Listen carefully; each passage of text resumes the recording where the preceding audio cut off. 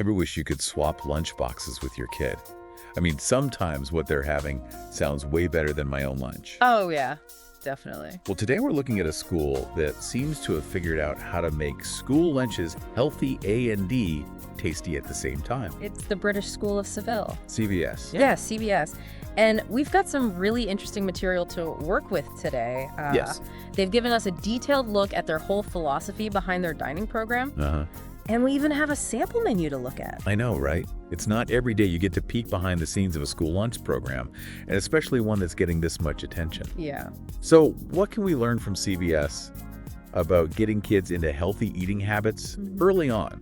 And more importantly, making sure they actually enjoy eating good food. Well, they've laid out 5 core principles for their food program: healthy, functional, exquisite, enduring, and sustainable. Wow, that's a lot. Ambitious, for sure. I think we all get the healthy part. But functional food, that sounds a bit like, I don't know, a sci-fi movie or something. It's actually a really interesting idea. Okay. CBS isn't just thinking about filling kids up, Yeah. It's about how food can help them learn and grow. So they're picking foods that specifically help with brain power, things like memory, focus, even mood. So it's less about just eat your vegetables and more about eat your vegetables so you can focus better in class. Exactly. They're connecting what's on the plate with how well a child can learn and do well throughout the day.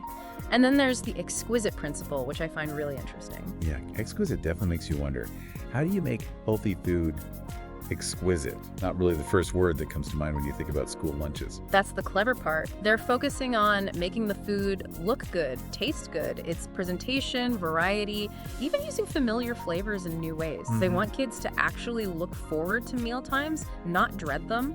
Right, because if the food looks and tastes good, kids are much more likely to eat it. Makes total sense. Yeah. What about enduring and sustainable?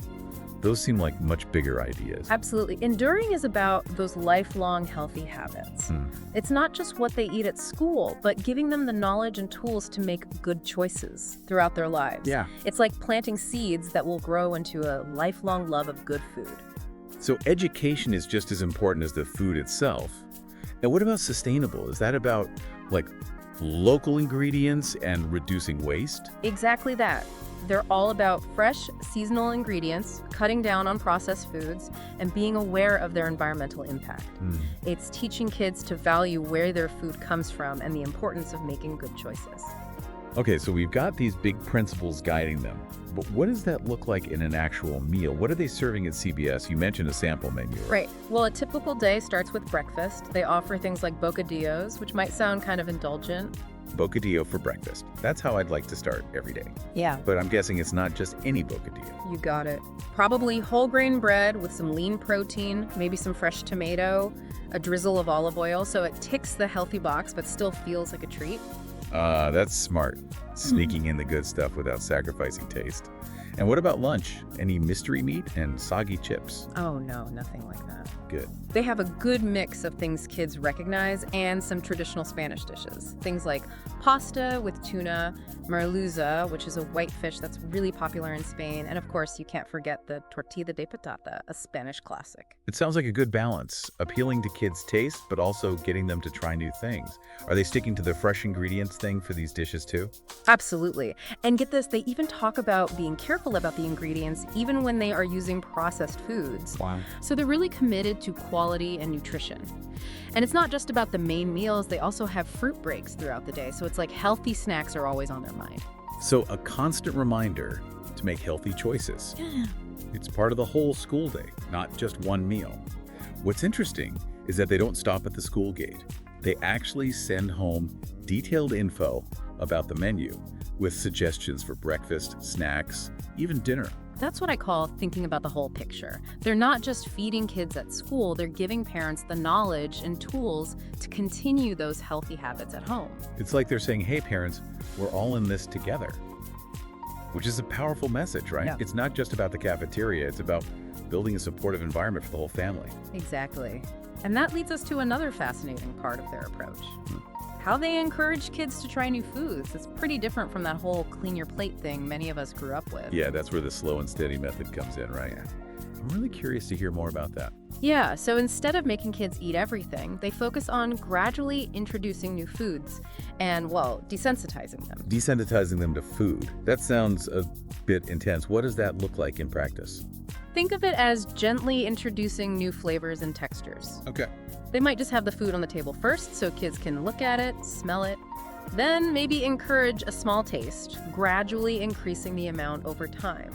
The key is to keep things positive and relaxed. So taking away that fear and anxiety that often comes with trying new things, do they have any specific techniques for this desensitization process? One thing they mention is teaching kids to appreciate how different flavors work together in a bite. Okay. It's helping them understand that food is more than just separate ingredients. It's about how those ingredients combine to create something tasty. I love that. It's like a food adventure, Yeah. exploring how flavors interact with each other. Way more fun than being forced to eat a spoonful of something you don't like. Exactly. It's about building curiosity and making food exciting, not a power struggle. And here's something really innovative. They actually keep track of what kids are eating. Wait, you mean there's like data analysis happening with school lunches now? This is getting more and more interesting. They have an acceptance rejection system where they collect data on what kids are actually eating and enjoying. Then, they use this data to tweak their menus, making sure they're serving food that kids will actually eat. That's amazing. A data-driven approach to school lunch. No more guessing, just real insights into what kids like. That's what I call smart menu planning. Right. It's amazing, right? This level of detail and actually listening to what the students like.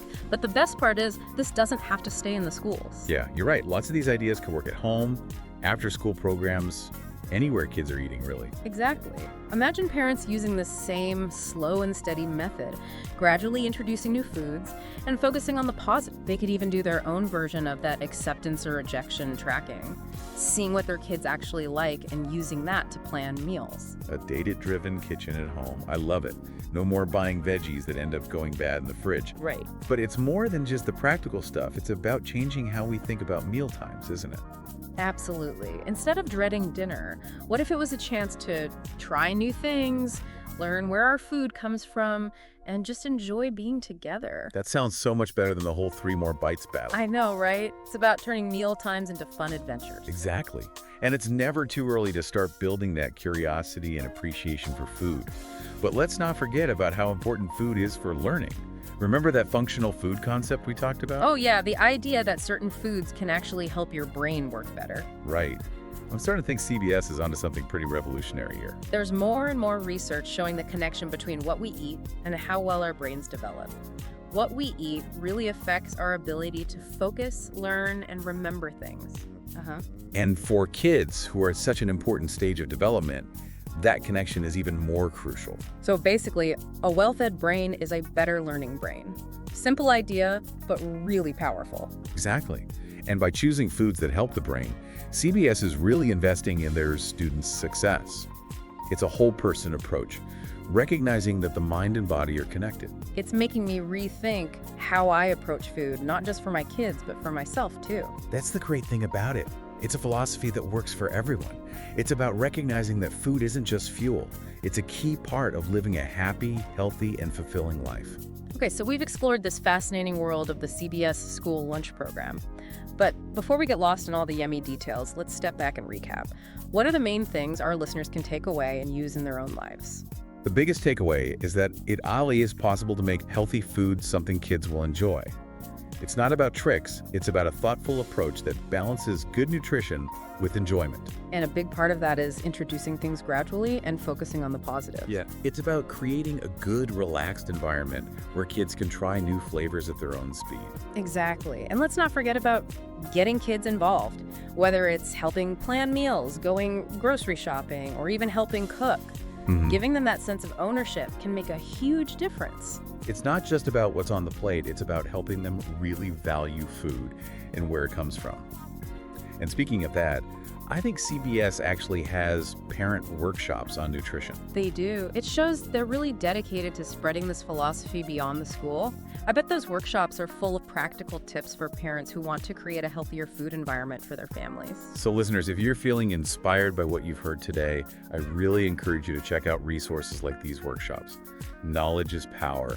And when it comes to nutrition, that knowledge can have a big impact on our kids' lives. Absolutely. And remember, even small changes can add up. Whether it's trying a new fruit or vegetable this week or just sitting down together as a family for meals without distractions, every step towards a healthier lifestyle counts. Yeah, it's like starting something good that can spread from the school to families, the whole community, and end up really shaping how a child sees food their whole life. Exactly. And it reminds us that we all have a part to play in building those healthy habits. Parents, teachers, even people making policies, we can all help create an environment that supports good choices. We've talked a lot about the how today, really digging into how CBS does things. But before we finish up, I think it's important to talk about the why. Why does all this matter? It matters because good nutrition goes way beyond just being physically healthy. It's about giving kids the best chance to succeed, not just in school, but in every part of their lives. It makes sense if they have the energy, the focus, the resilience that comes from eating well, they can really thrive in everything they do. Exactly. And that's what's so inspiring about what CBS is doing. It's not just about serving meals, it's about nurturing these young minds and bodies, knowing that good nutrition is an investment in their future. So, to our listeners out there, as you go about your day, I want you to think about what we've learned from CBS. What are some small steps you can take to make the food environment better for the kids in your life? Maybe it's trying that new recipe you've had your eye on, or letting your kids help plan the meals, or even just putting away the phones and distractions and actually sitting down as a family to enjoy a meal together. Yeah, just connecting. Exactly. Whatever it is, remember that those little changes can really add up over time. They really can. That's what we hope you'll take away from this deep dive, not just information, but inspiration. Inspiration to make those little changes, to think differently, and to make good nutrition a central part of a happy, fulfilling life. Absolutely, because when we give our kids good food, we're not just filling their bellies, we're nourishing their potential, their dreams, their future. Thanks for joining us on this deep dive into healthy eating. Until next time, happy and healthy eating to everyone.